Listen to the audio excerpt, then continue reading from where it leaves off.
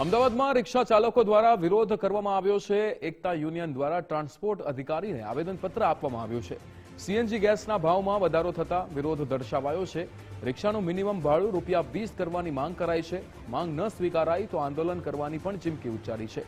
ગુજરાતભરના રિક્ષા ચાલકોને એકત્રિત કરીને વિરોધની ચીમકી અપાઈ છે। 4 વર્ષથી ભાડામાં વધારો ન કરાયો હોવાનું પણ જણાવાયું છે। સીએનજીના ભાવમાં સતત વધારો થઈ રહ્યો છે, ત્યારે મોંઘવારી સામે રિક્ષા ચાલકોને ઘર ચલાવવું મુશ્કેલ બન્યું છે। કલેક્ટર સહિત અનેક જગ્યાએ આવેદનપત્ર આપ્યા છે।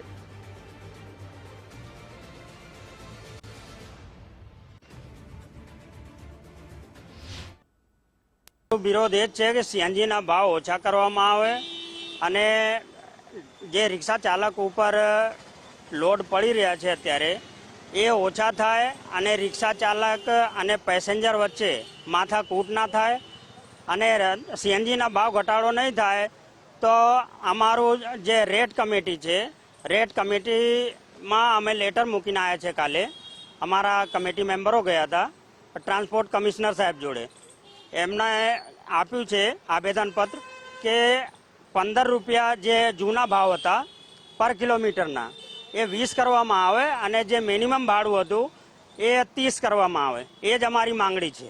કંઈ બી ભાવ વધારો કે થાય ત્યારે દર વર્ષે રેટ કમિટીની રિવ્યુ મિટિંગ થાય અને એમાં રિક્ષા ભાડા બાબતે ચર્ચા થાય, પણ છેલ્લા 4 વર્ષથી કોઈ બી રિક્ષા ભાડું અમારું વધારવામાં આવ્યું નથી।